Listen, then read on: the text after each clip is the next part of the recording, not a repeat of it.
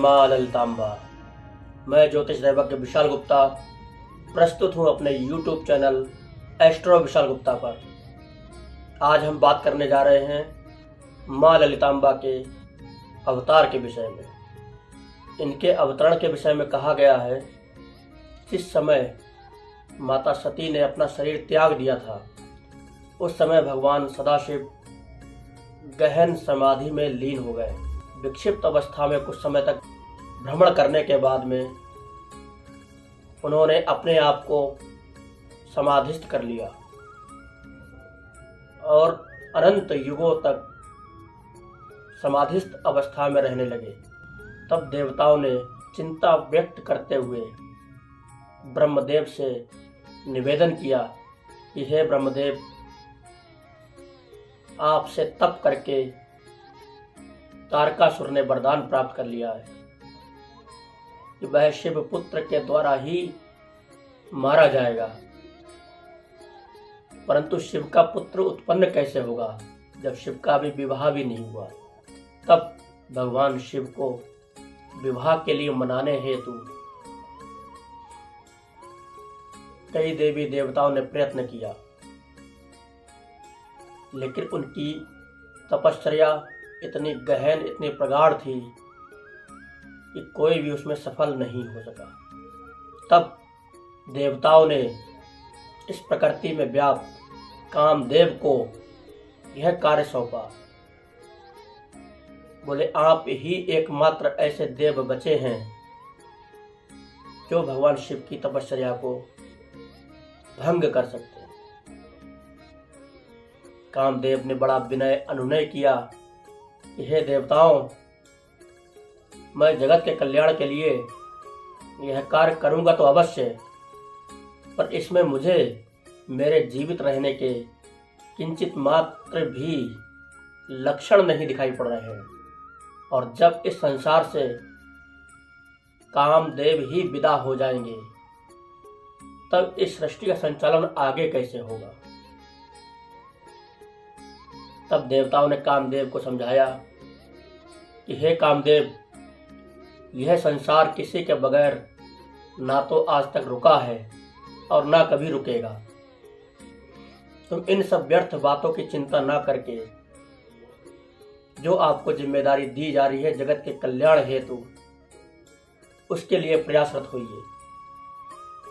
तब कामदेव ने अपने पुष्प से युक्त बाणों से और एक से रचित धनुष से सुसज्जित होकर के उस स्थान कैलाश पर पहुंचे जहां भगवान समाधिस्थ थे। भगवान की उस अवस्था से उनको जगाने के लिए कामदेव ने अपना काम बाण एक धनुष पर चढ़ाया, उसको भगवान सदाशिव के हृदय पर साध दिया। क्योंकि भगवान या कोई भी योगी जब भी ध्यान में मग्न होते हैं, तब अपने हृदय कमल पर अपने आराध्य का चिंतन, सुमिरन एवं दर्शन करते हैं। तब उनके हृदय कमल को आंदोलित करने के लिए, उनके हृदय में योग से भोग की वृत्ति जागृत करने के लिए कामदेव ने अपना काम बाण छोड़ दिया। जैसे ही वह महादेव के हृदय कमल पर टकराया, महादेव की समाधि टूट गई। महादेव का तृतीय नेत्र खुल गया और खुलते ही इतनी भयंकर ज्वाला निकली, कामदेव तत्काल वहीं जल करके भस्म हो गया, नष्ट हो गया। तब देवताओं ने आकर के भगवान शिव की आराधना की, वंदना की।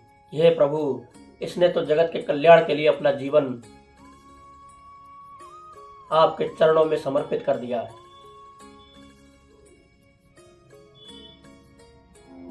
अब आप जगत के कल्याण के लिए तारकासुर के वध के लिए, विवाह के लिए तैयार होइए, ताकि आपके पुत्र के द्वारा उसका वध हो और देवताओं को तथा इस लोक के मानवों को उसके त्रास से छुटकारा प्राप्त हो। तब कैलाश पर्वत पर आदि गणेश जी ने कामदेव की उस भस्म को उठा करके एक शिशु की आकृति दे दी, एक पुतली बना दी। और उस पुतली में जो ही उन्होंने प्राणों का संचार किया,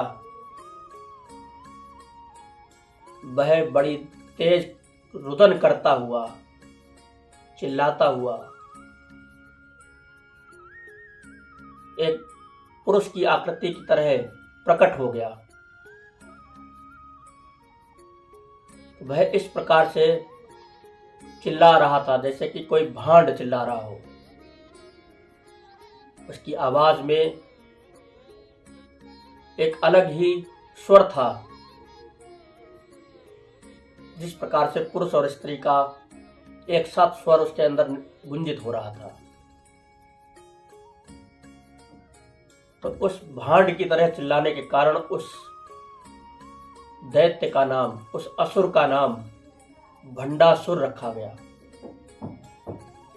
उस भंडासुर ने ही, जो कि कामदेव का अवतार था, देवताओं को अपने अधीन कर लिया। 108 ब्रह्मांडों की राजगद्दी पर, राज सिंहासन पर वह अकेला बैठना चाहता था। हर जगह से उसने देवताओं को भगा दिया। देवता लोग कभी पाताल में, कभी समुद्र के किनारे, कभी कंदराओं में छुपते फिर रहे थे। तब उन देवताओं ने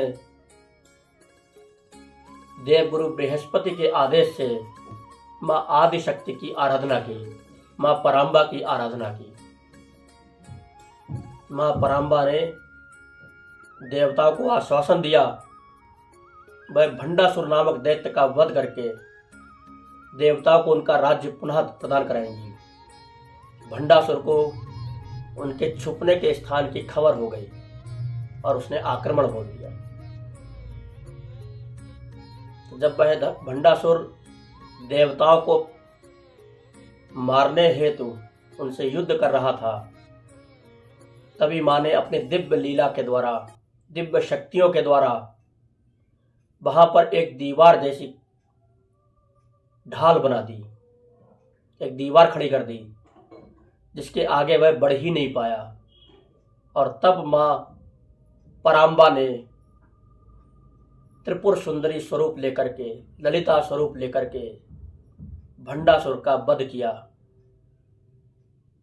अब चूंकि कामदेव के हाथ में ईख का धनुष था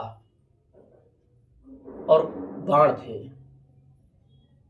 तो जो महात्रिपुर सुंदरी का अवतार हुआ, जो माँ ललितांबा का अवतार हुआ, वह भी ईख के धनुष को लेकर के और 5 बाणों को लेकर के प्रकट हुई।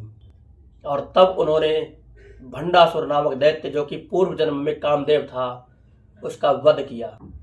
इस प्रकार से देवताओं को उनका राज्य वापस दिलाया और 108 ब्रह्मांडों की भंडासुर नामक दैत्य से रक्षा करके संपूर्ण जगत को लाभान्वित किया। बोलिए ललितांबा मैया की जय, महात्रिपुर सुंदरी मैया की जय, बाला त्रिपुर सुंदरी मैया की जय। तो आपने देखा माँ ललितांबा के अवतरण की लीला का विस्तार कितने पीछे से चला आ रहा है। एक घटना को क्रियान्वित करने के लिए कई घटनाएं कराई जाती हैं इस प्रकृति के अंदर। यह एक नियम है प्रकृति का कि वह बहुत पहले से हर चीज की प्लानिंग करके रखती है। इसलिए